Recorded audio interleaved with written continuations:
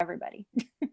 All right. First, I want to thank you all for being here. Thank you, ChiRunning, ChiLiving, everybody, Danny and Catherine, for letting me have this opportunity. It's a pleasure and an honor. I've been freaking out about this all week, all month, what to do, but I think I got it down, mostly with the technology. But we'll see. It's going to be kind of funny. There'll be a lot of people sitting with their eyes closed in front of the video screen in a little while. So that might be funny. Couple of things to get. It looks like y'all are seated on a chair or something. That's fine. Later we'll work on the posture a little bit. You might need like some tissue or a Kleenex or something to blow your nose with, or you can just use your arm, like I do with my yoga students. Okay. I'll wait for everybody to come back. Later, we're actually going to stand up too, so I might lose you guys, but I got my frame so you can see what I do when I stand up. I'm just going to give a kind of a brief overview and try to talk about a lot of connections between mindful practice like ChiRunning and marathoning, ultra marathoning, and meditation. And there's another, hi Hazel. I'll be putting up some like visuals that'll help me get through some of this. And bear with me, I gotta find my way around some of the files and stuff. And we'll be reading some things together. Let me just see if I can bring up a file right away. When we translated the ChiRunning book, and they asked me to do a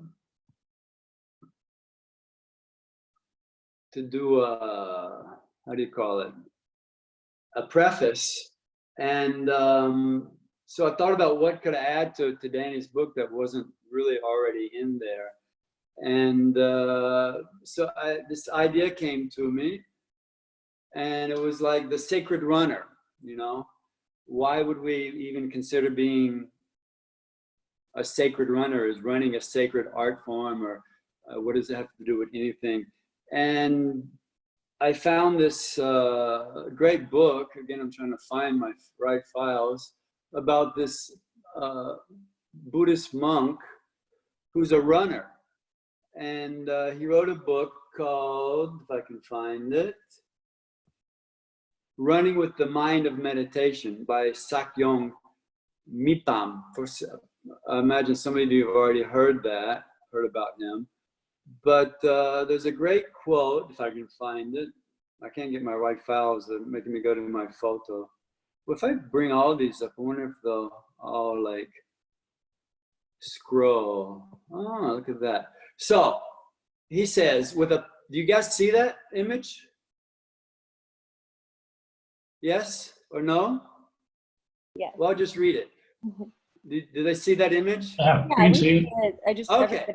So he says, with a powerful mind, if we intend our run to be for the welfare of others, then it is. Conversely, if we turn our meditation into a completely selfish pursuit, that is exactly what it will be. In either activity, it is our own intention that determines whether the result is ordinary or extraordinary. And I thought this was just a great quote, because it's just so simple. I remember when my mother had a double bypass and I ran like a half marathon, and I kind of, dedicated it to her, and it just made it for such a rich experience. And so it seems the point is, there's always the question, well, why do we run? Why do we do these ultras? If you do ultras, marathons, and put us through such a big commitment, and it seems to me we can take running to a higher level if we sort of put a higher intention to it, and so it becomes an extraordinary pursuit. And so what does it have to do with meditation? Well, there's a lot of scientific things going on in the scientific world about the benefits of meditation. Some of these I'm sure you've already probably heard. I'll just read a couple up. Meditation helps preserve the aging brain. Meditation reduces activity in the brain's me center, I, me, mine. Meditation may lead to volume changes in key areas of the brain. I have another slide of a brain. Let's see if I can find it. Where's the brain? Here's the brain picture. There we go. So there's the cerebellum and the hippocampus and the prefrontal cortex. These are like centers of generosity, compassion, feeling good about ourselves, and empathy. And they did a 6-week study of mindful practices, mostly meditation, and they found that meditation actually makes these centers more dense. So it's pretty much confirmed that meditation has a physical effect on the brain. And conversely, this amygdala, this center of fear and I wouldn't say violence, but the center of sort of our negative energy, that showed a decrease in density. So I just thought that was really cool, that sitting down, meditating, doing nothing but watching your breathing can really actually change the structure of your brain. Then it says just a few days of training improves concentration and attention. Meditation reduces anxiety, social anxiety, etc., etc., etc. One of my best quotes that I like from Danny that I always use in my yoga classes, also in my ChiRunning, is through movement we strengthen the body, and through concentration we strengthen the mind. And I just thought I just use that all the time, and I like it a lot. So let's go to another slide. Oh, don't worry, later we're going to do some practical work. Maybe if I just select all these. No, how do I select? Go back. I'm just going to try to select all these so that way I can just scroll through them quite easily. Okay. That we already saw. I don't know what that is. Okay. Let's see what this does. Okay. You see, we have lots of stuff coming up. Okay, there's this great book called The Rise of Ultra Runners. I don't know if it's pretty recent. It's a great book. And there's a great piece in there. I'll read this. I don't see it as suffering, this woman says, as an ultra marathoner. For me, the experience of an ultra doesn't even begin into about 80 kilometers. Oh boy. At the start, I have too much energy. But when I get tired, everything melts away. And it's just me and the running. That's what I love about ultras, the feeling of the breath, the movement, experiencing the world on your feet. It's empowering. And then the author goes on to talk about, maybe you guys have heard about the marathon monks in Quito, Japan. The idea behind the constant movement, one of the monks explained, is to exhaust the mind, the ego, the body, everything, until nothing is left. Then something pop, he mimes the bubble popping. Something comes up to fill the space.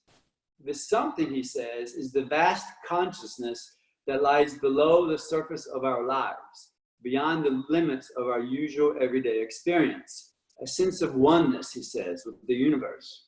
So just to finish with this guy, most of the time we exist in a constructed world where everything is designed to keep us comfortable, keep us away from the rawness of life. But we evolved to exist in an environment that would often be tough, difficult, dangerous, and deep down, I think, we long for a connection to that ancestral existence. So that's kind of a frightening place. These marathon monks run, walk, I think, 1,000 days. They do like 1,050 kilometers. They do it over the course of 3 or 4 years. They run like every day for 100 days. And they do this for 2 or 3 years. And then at the end, they have a ritual where they sit for 8 days with no food, no water, and no sleep. And they can only get up once a day to take a bucket to a well and bring the bucket back, but they don't drink the water. And I don't know if any of you will see later if you've ever experienced the difficulty of meditating, but if you can imagine staying up for 8 days, not drinking, not eating. I guess they go to the bathroom. But the people who at the end of the 8 days, it's like a big festival, and the whole villages come out to watch these monks making their last walk to the well. The first couple of days, it takes them about 5 or 10 minutes to do it. But by the 8th day, it takes them like 45 minutes to walk about 100 meters one direction and 100 meters back. And there's a great movie. I'm going to give you guys the links for these books and this movie. And, you know, I'm not saying that I'm not interested in doing that for 8 days, but I think what we can get from the meditation is what we talk about, this chatter inside our brain, you know, this monkey mind. I don't want to put down monkeys, you know, but there's just one way of looking at it. This continual chatter that goes on in our brain. And if we want to improve our running and improve our experience and have a higher intention or something, I think it's nice to have this dual practice, you know. My meditation and yoga practice really helps my running, and vice versa. One feeds the other, and it kind of just goes back and forth. And what is it we're talking about? This guy called Lao Tzu, one Chinese, around the creation of Tai Chi and Qi Kung.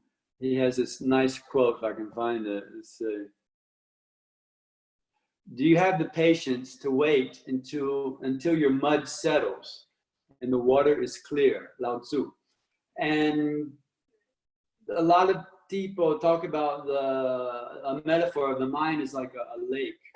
And generally our thoughts are going so much that our thoughts are stirring up all the sediment and the canyons and the mounds of sand at the bottom of the lake. And so the water is always kind of muddy and fuddled, and we're not really able to hear the silence or feel this peace of mind, because we're not accustomed to letting the thoughts go, or we tend to sit with the thought. We tend to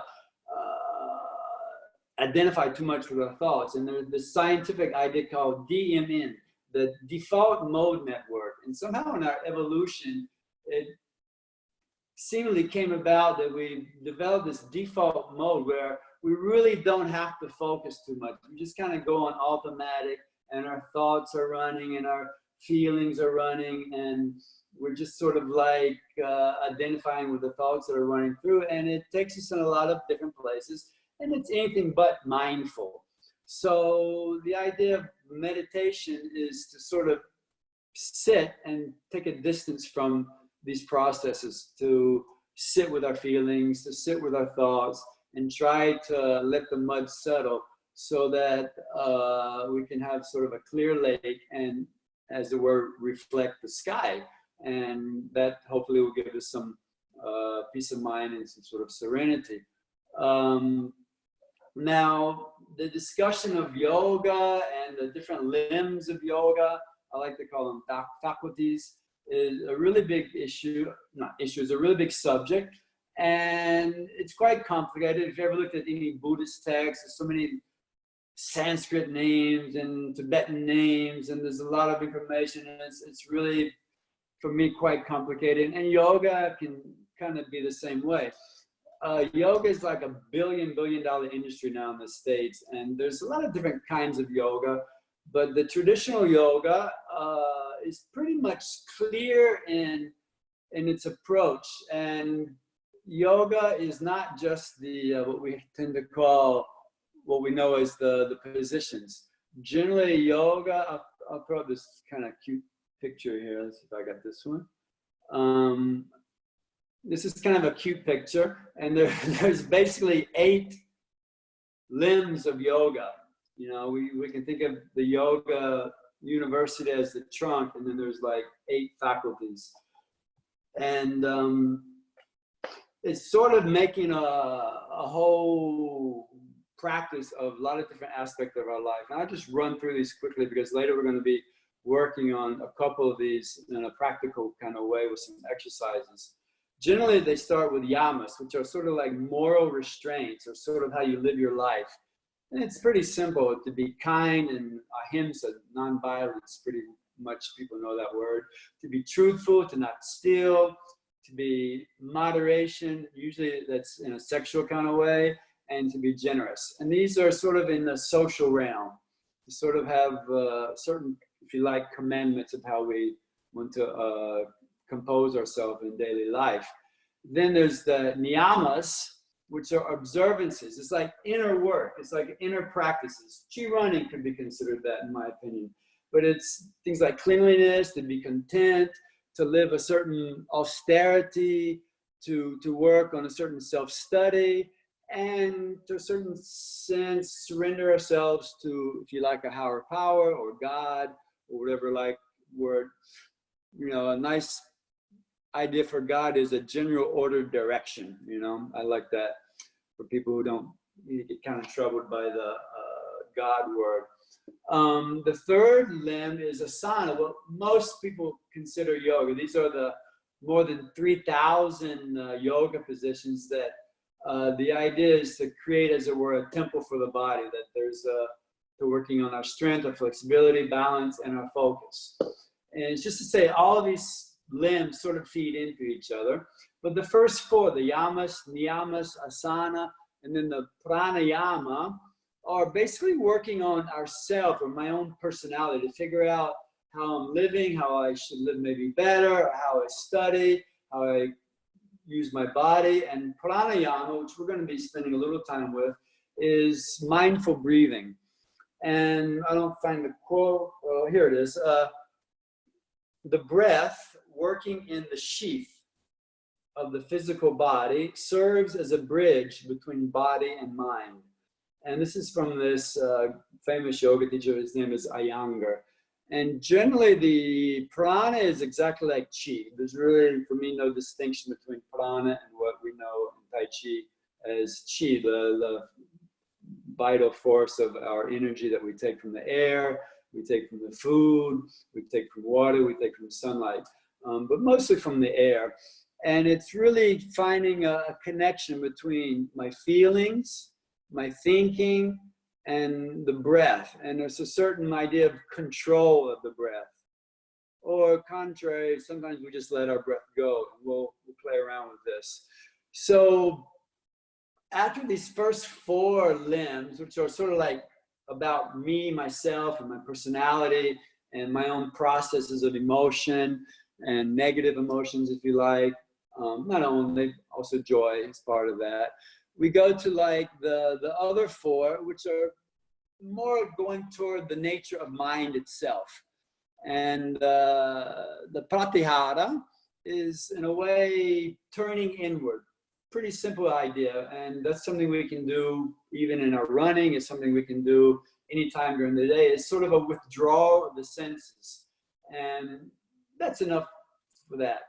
I think we all, you know, a lot of spiritual teachers have said, you know, look inside, go into what's happening inside you, and sort of withdraw your senses from what you're experiencing.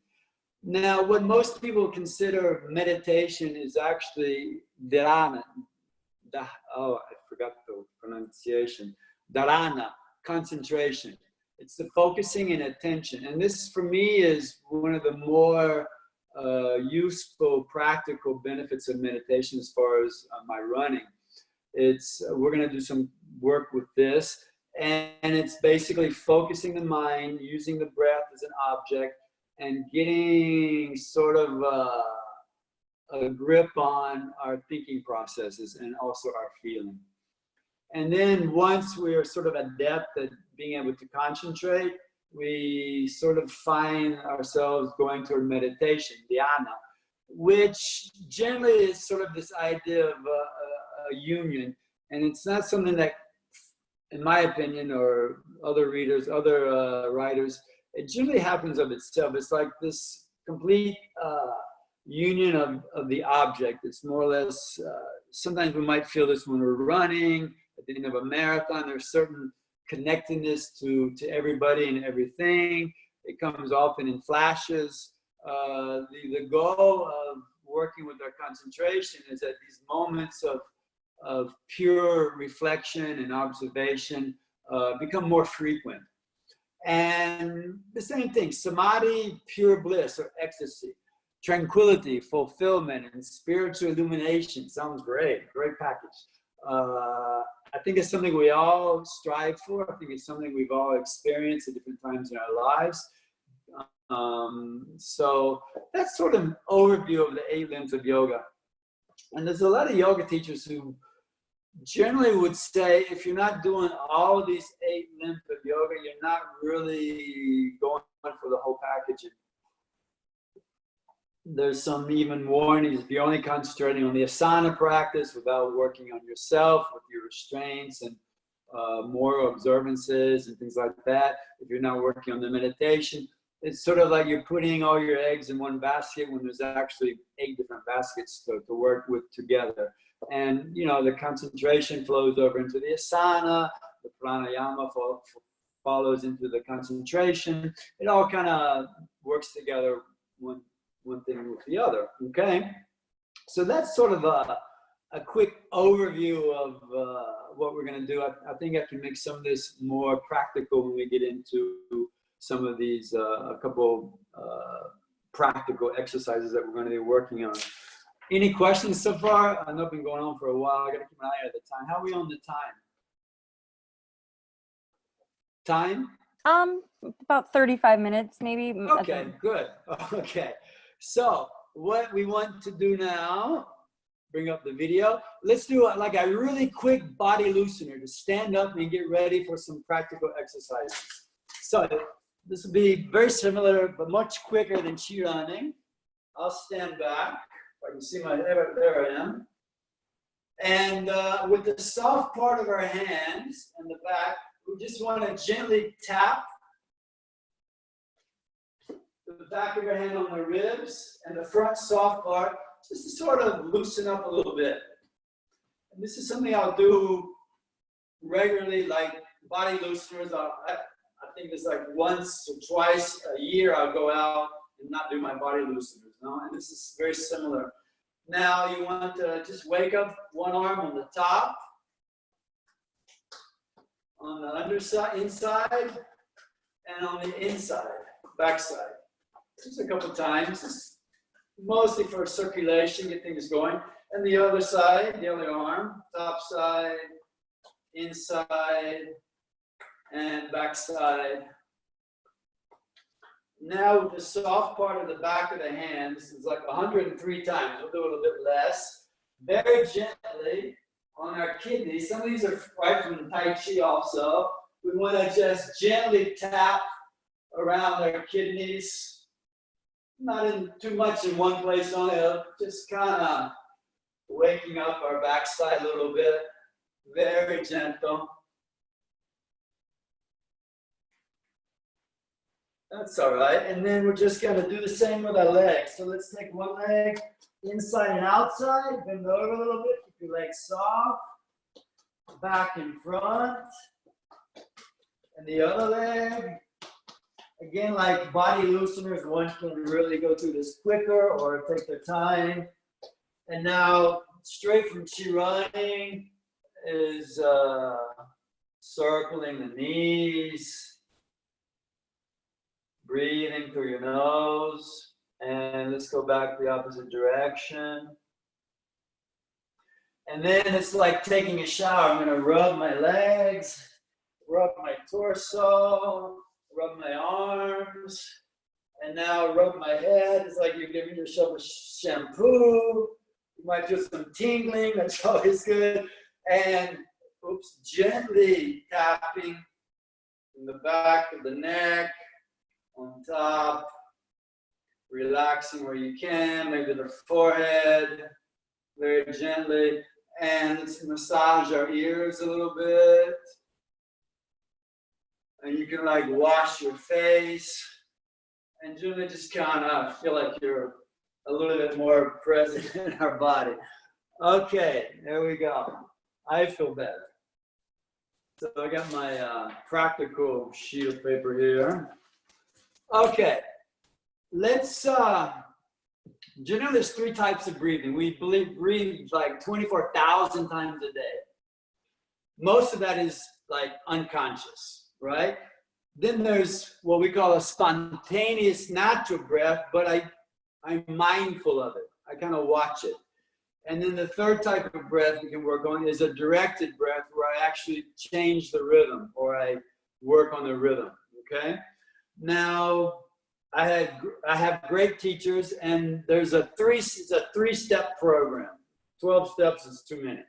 Three-step, I also follow 12 steps, but anyway, three-step program. The first is your seat. So you want to feel your sit bone. It's very much like the sit-up exercise in ChiRunning. We want to try to lengthen our back and our column without adding any extra stress, okay? Now, I'm just going to ask you to do a couple little things. One is rock your pelvis forward, like your pubic bone is going away from your sternum, but keep your upper body still. And the opposite, take your, what do you call it? I'm losing the Italian that's coming in. The pelvic tilt to the rear. So if you know yoga, it's like arching your back with the pubic bone moving forward, and you're rounding your lower back, okay? So we're just like rocking the pelvis. I don't know if I can see, yeah, we're rocking the pelvis very gently. Now we'll just ask you to let it go natural, neutral. Everybody's got his own neutral. And lift your navel up from your pubic bone gently. Lift the sternum up from your pubic bone, but relax the ribs, your lower ribs below your nipples, okay? And you want to feel the front part of your body lengthening, exactly as in ChiRunning. You can even put your hand above the back of the crown and lift back. So we're lifting the front part of the body and we're lifting the back part of the body. Now, going back to the pelvis, we want to give just a slight, ever so slight, retro, how do we say, backwards movement. Somebody help me in English. Posterior tilt, that's it. So that you feel your pelvic floor lifting ever so slightly, okay? So we call this in yoga mula bandha. If we imagine like our trunk is a bottle, and you know a bottle has like a closed gap, well, we have two holes, pipi and caca, okay? The idea of the pelvis floor is to sort of seal off our energy from dispersing into the earth. And we're, as it were, lifting quite gently the pelvic floor. It's very subtle. You don't have to put much effort into it. Generally, it happens of its own accord, okay? So that's the first step, is your posture, okay? The second step is quite easy to say, but more difficult. Don't move. You can close your eyes, and you just kind of go inside and feel that stillness with your body. The third step is we need an object. The easiest object is our breath. And I'd ask you to put your attention in your belly. Don't breathe any particular rhythm. We just want to let a spontaneous, natural breath happen. And you're going to feel it in the body, is the idea. Connect with your body through the breath and focus your mind on that. Sometimes it'll be a more profound breath. Sometimes it'll be more shallow. I'm just watching it. I try not to involve myself in it too much. But the fact that we observe kind of changes it already, which is good.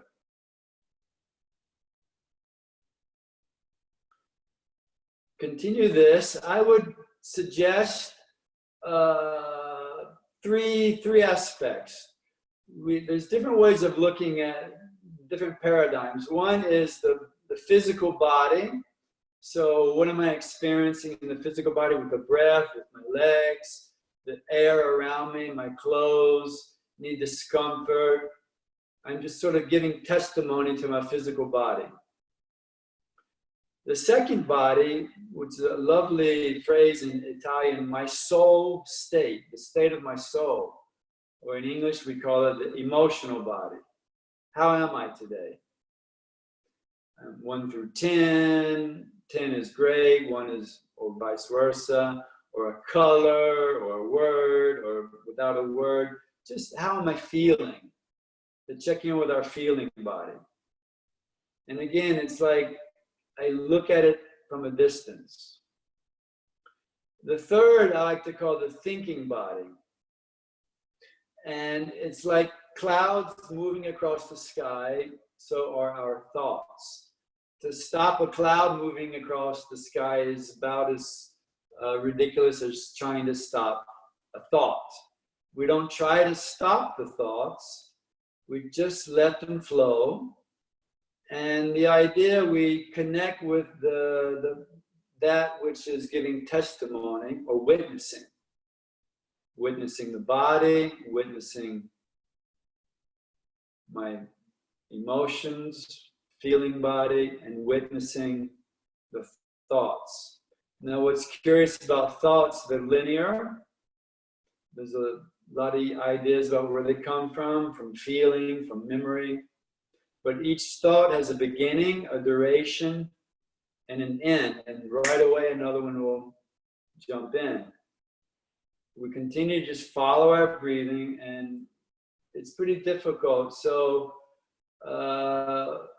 that's why other ideas of techniques of meditation, I said medication.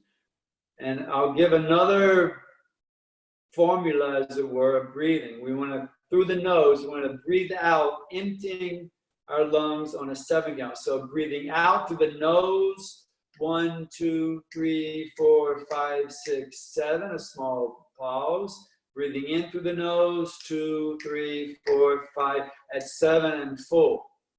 Take a break and breathing out, 2, 3, 4, 5, 6, 7.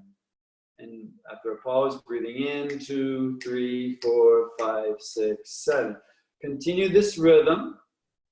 It's like the ultimate multitasking. I continue to activate my pelvic floor. I continue to work on my column. And another aspect is the relaxation. I relax the back of the skin of the back of my neck. I let my forehead and my eyebrows go soft, my eyelids. I relax the shoulders. Again, it's just like the needle in the cotton. My column is, as it were, rising gently, and the peripheral is falling away. But continue to count the 717. We call this a meditation breath. We're going to kind of scroll through these pretty quickly.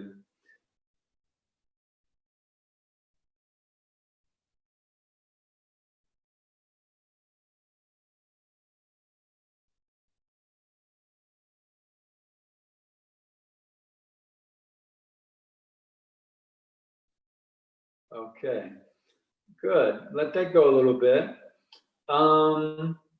There's a technique, it's called Ujjayi in Sanskrit. It means victorious. And it's a little small closing of the glottis. It's as if you're doing breathing out and breathing in. But of course, you don't do it through your mouth. We call it the ocean breath. It's like making a sound of the ocean. Through the nose, you make a little small sound in the back of the throat. And breathing out, you make another small sound like the ocean. Generally, on the exhale, it's like an H sound. On the inhale, it's like an S sound. But for me, it's just easy to think of an ocean sound.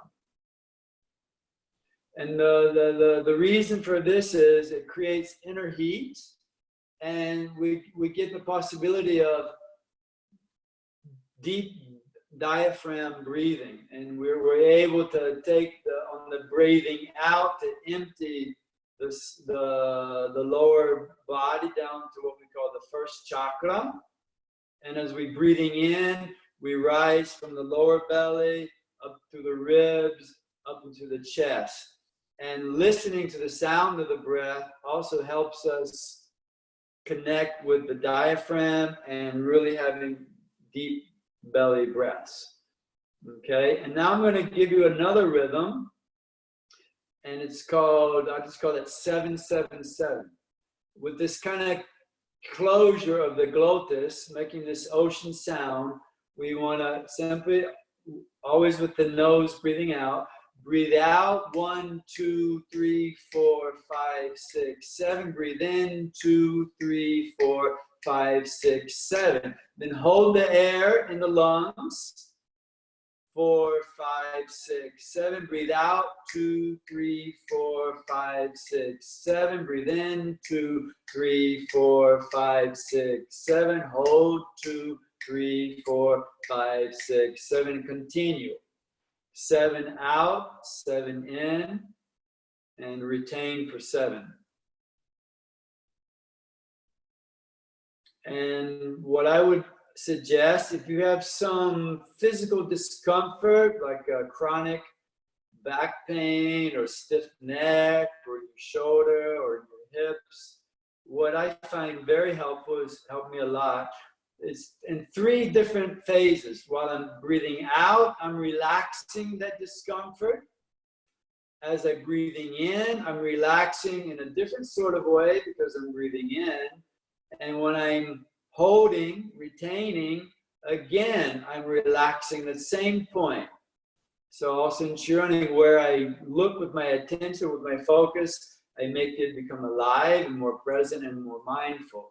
But I find this really helpful as 3 different modalities for relaxing an injury or some stiffness or some chronic, you know, as you get older, you guys know, you start to have some aches and pains.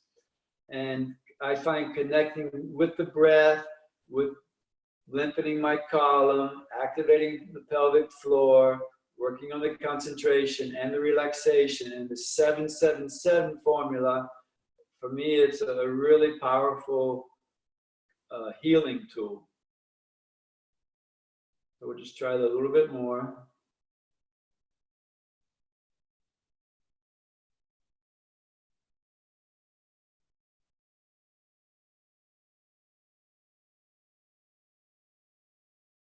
A good place to take your attention is between the shoulder blades. See if you can make that come alive and present with your focus and using the 777.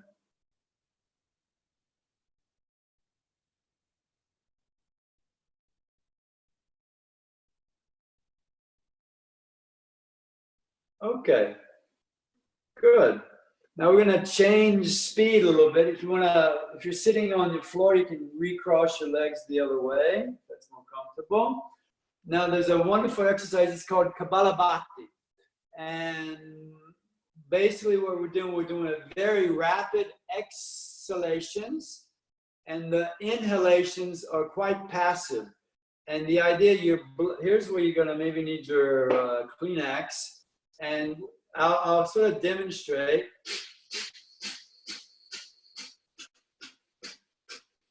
So I'm exhaling really rather rapidly, but I'm relaxing. It's an active exhale, but the inhale is just a small sip of air, but passively.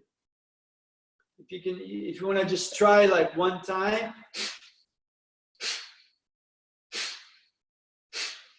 And the inhale is completely passive. And you don't have to take a lot of air on the inhale, just a bit. There's a lot in common with the oxygen advantage. We won't talk about it too much now, but it's a big issue with us. Now, the idea is we're not just pulling our navel in. The diaphragm is below the rib cage. And as we blow out, the diaphragm goes up to hug the heart for a moment, yeah? And that's sort of the idea. If our ego, our selfish body is sort of centered in our solar plexus, in our stomach area, the idea is like we are exhaling our selfish tendencies toward our heart. And Kapalahbhati means skull shining. We want to shine our skull. And the idea is we want to, with our inner eye, look up toward our third eye, the sixth chakra, and each exhalation is like an offer of going toward my generosity, of leaving behind my egoism or my selfishness. You know, we all sort of have our own little issues. And so it's not just a physical exercise, although it's very good for the diaphragm. It's good to check in with the diaphragm. It's good to make the diaphragm more powerful. What I'll do, I'll just clap my hands and we'll do 3 times 10 counts. It's important not to do it too strongly if you've never done it before. Go easy, gradual progress. Give yourself, you know, some time to experience it. You might feel a little dizzy. Usually that happens when you're taking in too much oxygen. So remember, there's very little air that comes in with the passive inhale. So it's good to close your eyes. You want to keep your shoulders relaxed and down and your eyebrows out of play. Now I ask you, take your attention to your heart center. Without using your eyes, move your attention to your third eye, just above in the center of your eyebrows. You might see a certain change of light, even though we're not using our eyes. Take a comfortable breath, and we'll begin.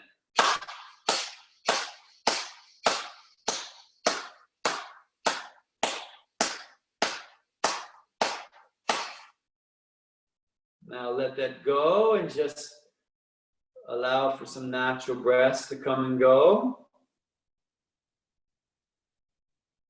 You might already have an idea if you get too much, or maybe you can go a little stronger or about the same. I'm kind of noting how I'm feeling, of course. After some natural breaths, we're going to take another natural, easy breath in and begin again.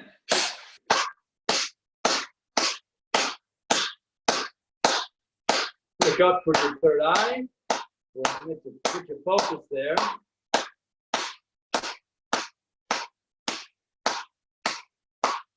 Breathe out, breathe out, breathe out, breathe out. Let the air come in, relaxing your belly. Again, just chill a moment, a few spontaneous natural breaths. Note how you feel. And again, remember the idea, it's a sort of a psychological work as well, emotional work. It's a physical work with the diaphragm. We're also, as it were, forcing the old air that remains in the bottom part of our lungs to move out and into the bloodstream. So third and last time, check in with your posture. Take your attention to your heart zone. Then transfer it to your third eye, relaxing. Take a natural breath in and begin.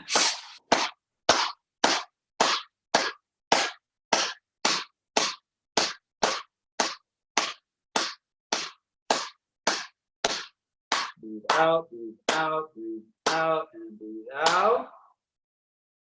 And relax, let the breath come in. Okay. Any problems, feedback, questionings there? Everything good? How does it feel? Anybody ever done that before? Yeah. No. Okay. I'll Yes, put this I have. outline on the playback, and you can have some of these words to Google later. There's thousands of hits for all of these.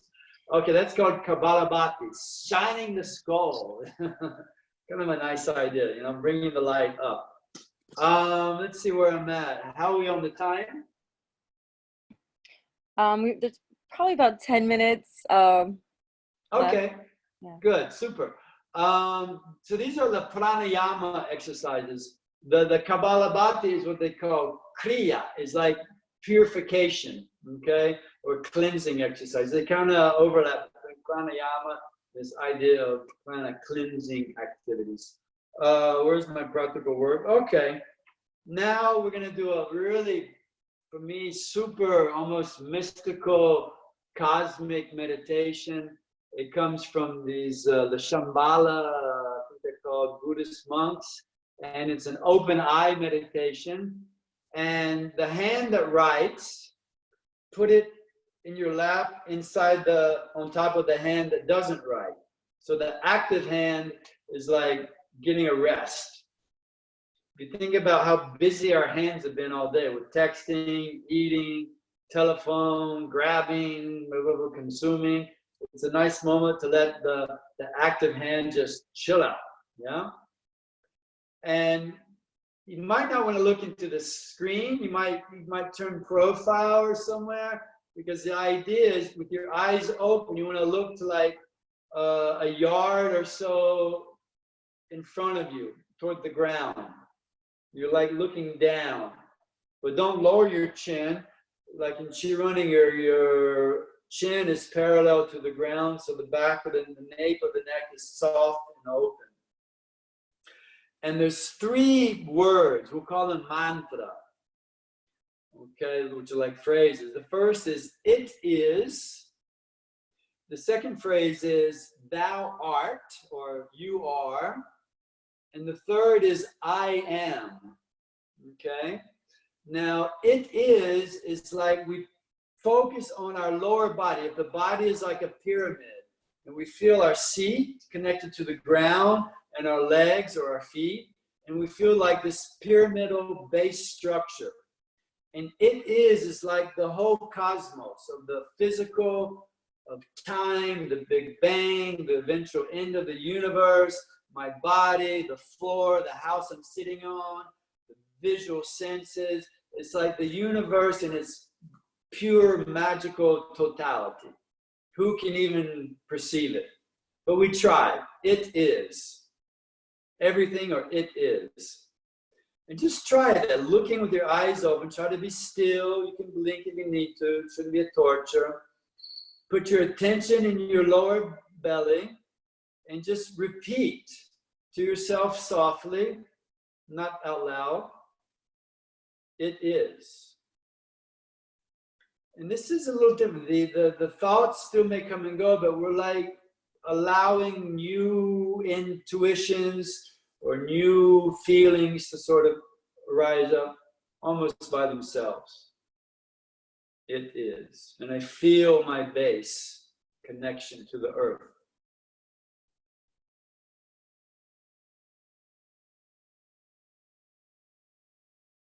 And now we can move our attention up to like the mid part of the pyramid, our shoulders and our heart center. And you know, from the New Testament, our Father who thou art, or you are, or God, it could be your lover, your pet, your community in plural, a friend. It's this interrelational, right? It's like we're here for each other. And so we're like this connection we have with living beings, even trees, this sort of I-thou connection. And again, we're just looking down gently. I feel my heart center and my shoulders. And I repeat. If you like the Old English style, or you are, or as you thou art, whatever works for you. And again, we're focusing on the breathing coming in and out of its own. But we continue with the words, thou art, or you are.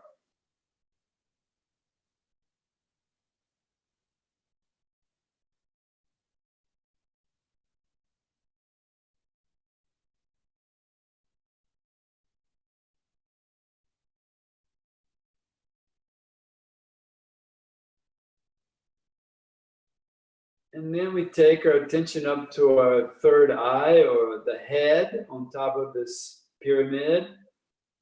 And the witnessing, I am.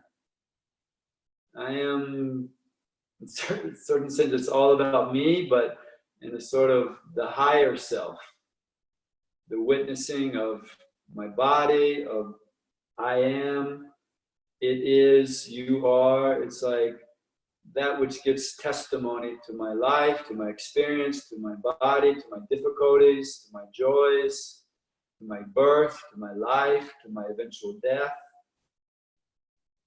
And we just kind of stay with that idea and feeling the testimony, the witness, and repeating the word, I am.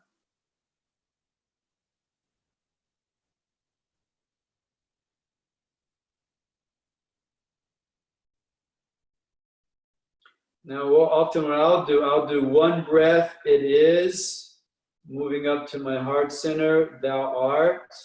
And then third time breath, moving to my third eye. And I kind of scroll through those, one breath for each part. So you can try that in a moment. Or you can just stay in one center with the seat, or with the heart, or with the testimony, I am.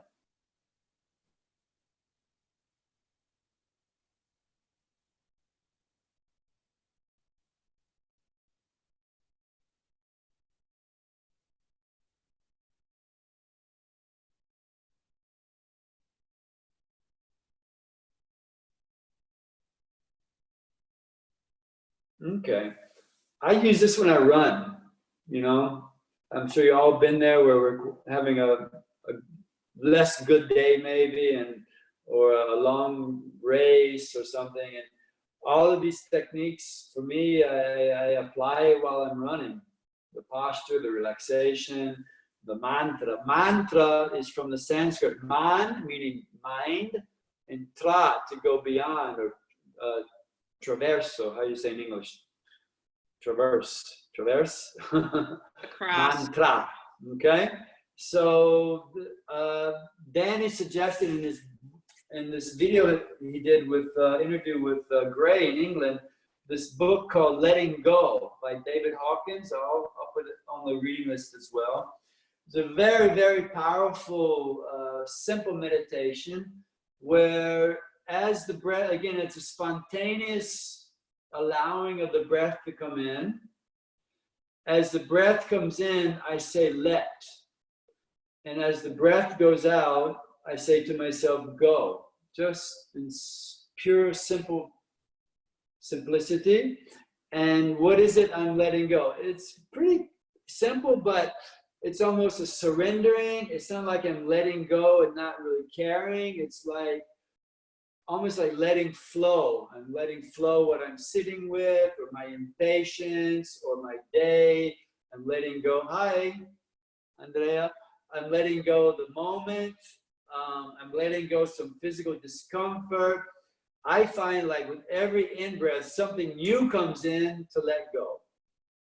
You know, and I find this was a great gift from another teacher of mine that I find a very, very powerful healing meditation. So let's just, we can try it. So it's, again, it's a spontaneous breath. I keep my attention in my belly, feeling the breath physically. As the air comes in by itself, I say let. And as the breath goes out by itself, I underline saying go. So let go. And we'll just try this a moment.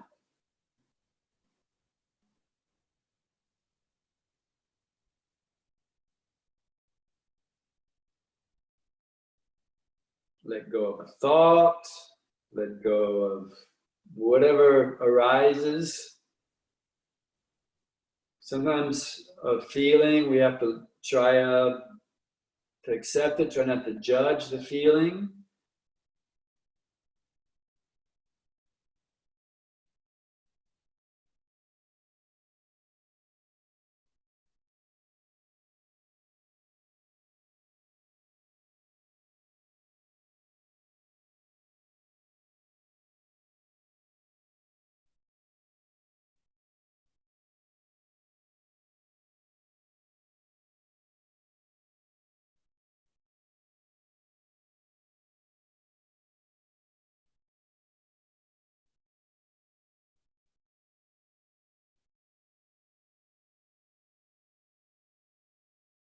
Okay.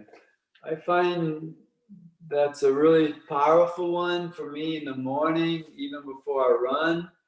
Often I find myself sort of impatient to get out to run, and it kind of gives me a less rich experience for my run. And I use this let go mantra to just sort of like let go my impatience to get my day started. The day will take care of itself. And I'm just like sitting and really not, it's kind of the Zen aspect of the meditation, just like chilling, you know, just sitting, working on my posture, watching and relaxing. And, you know, it's the best comment, you know, straight from ChiRunning as well, is the gradual progress. If you don't have like a daily meditation practice, it's recommended start with just 5 minutes a day. If you kind of shoot for 15 minutes, it's going to be really hard. Go for 5, you know, try the same time, the same place, you know, and don't do more than 5 minutes for a week or two, you know. And the idea is like to seduce yourself into enjoying it. And it's like it's like the Discovery Channel, you know. I'm like the feeling is I'm kind of discovering something each time, and I'm open to it. And some days are harder. There's always a yes day. There's a no day. But and then after a week or two, maybe 5, 8, or 10 minutes. And the idea is gradually you can move up, and even like the long slow run, maybe once a week.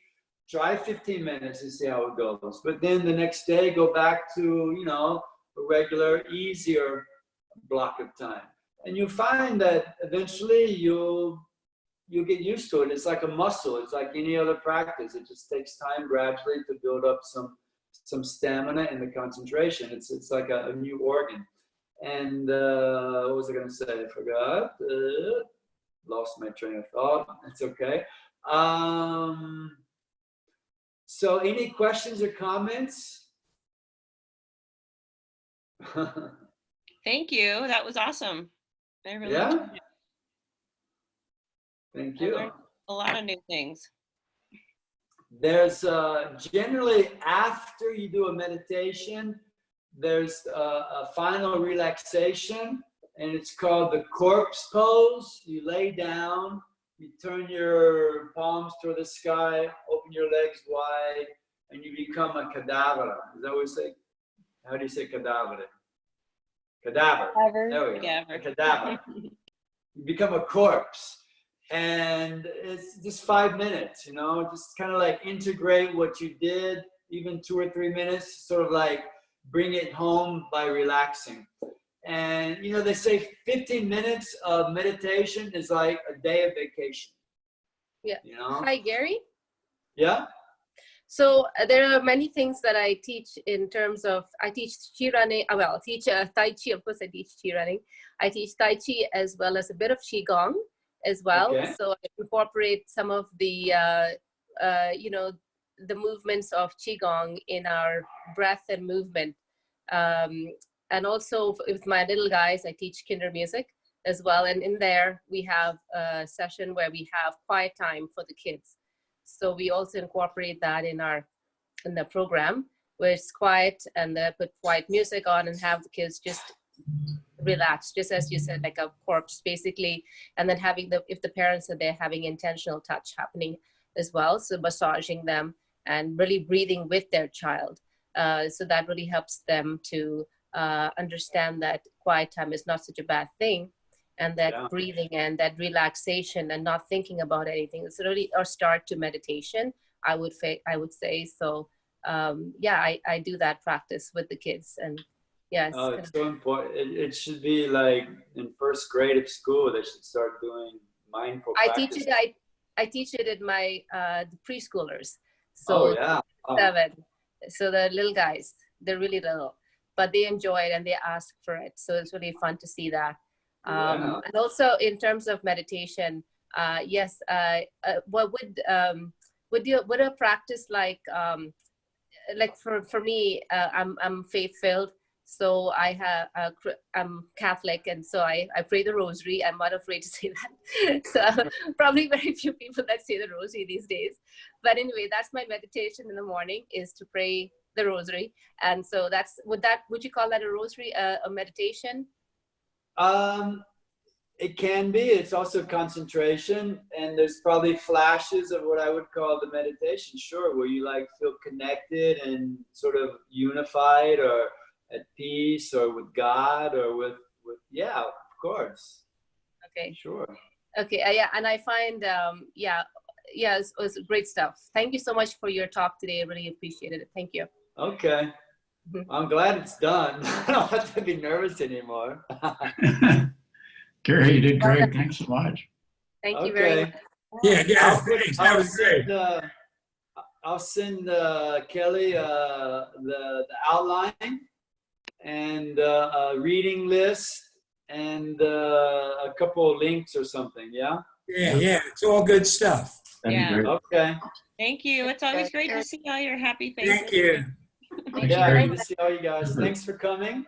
Thank you. Thank And you. we'll see you at the next, is it called webinar? Webinar, how do you say it? Webinar. Webinar. Merry Zoom Christmas. webinar. I don't think we'll see each other before Christmas, so happy holidays, whatever y'all. Happy holidays, Yeah, everybody. Happy Happy Merry holidays. Christmas. And Happy holidays. And the rest. Okay. Okay. Thanks, Bye. Kelly. Bye. Kelly. Thanks, Kelly. Thanks. Thank you, Bye. Kelly. We'll wait for the, what do you call it, the playback? Yeah, that'll go out in a couple of days. Yeah, take your time. After Okay, you thank send me the you. stuff, I'll send it out. Yeah. Okay, thanks. Bye. Ciao.